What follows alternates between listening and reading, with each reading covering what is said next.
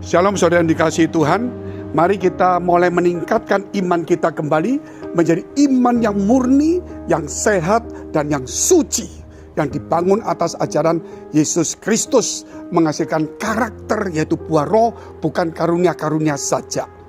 Jikalau kekristenan kita ini saudara cuma imannya hanya untuk mujizat, imannya untuk diri sendiri duniawi, untuk berkat, maka sebenarnya iman itu sudah mati.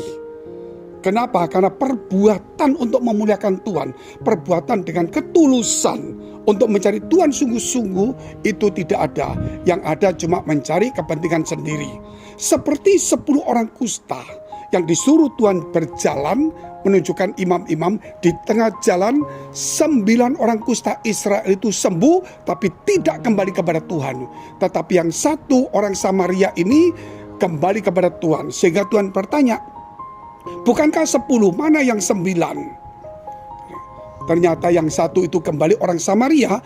Anggap aja Samaria itu setengah Kristen, 9 itu orang Kristen, saudara. Tetapi kemudian Tuhan berkata kepada orang Samaria itu, imanmu telah menyembuhkan kamu.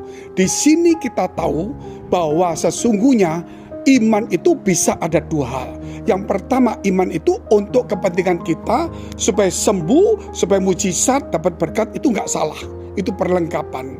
Tapi kalau tidak ada di atasnya yang utama, yaitu iman untuk mencari Tuhan, untuk keselamatan kekal, sebagai sumber pengharapan, sumber kehidupan, maka iman itu keduniawi, berarti iman itu sudah mati.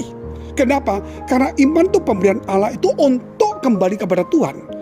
Orang Samaria ini tahu tujuan Tuhan, bukan supaya kita cuma disembuhkan, diberkati, sehingga kita mencari berkat sebagai hamba mamon, hamba upahan.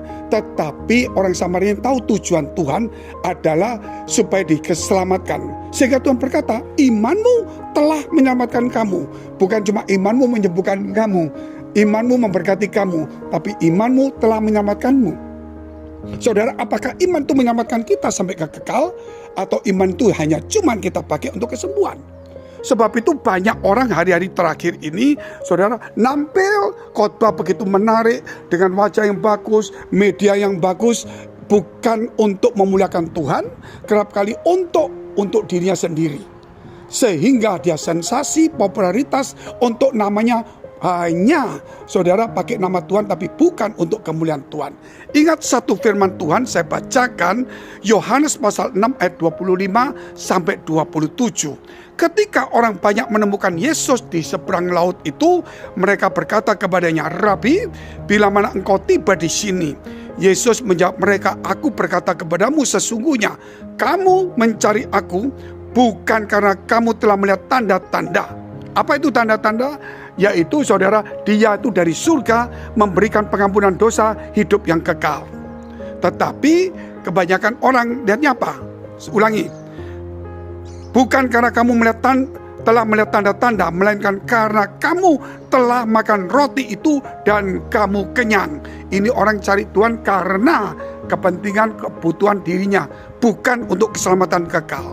Sehingga Tuhan berkata, bekerjalah bukan untuk makanan yang akan dapat binasa, melainkan untuk makanan yang bertahan sampai kepada hidup yang kekal, yang akan diberikan anak manusia kepadamu, sebab dia yang disahkan oleh Bapa Allah dengan meterainya. Kita tutup. Ketika orang diberkati, ketika orang disembuhkan, ketika orang dipulihkan, apakah dia memuliakan Tuhan, sungguh-sungguh untuk Tuhan, atau dia sibuk dengan hal itu? Kita renungkan, apakah kita seperti itu, atau kita memuliakan Tuhan. Sampai jumpa. Tuhan Yesus memberkati.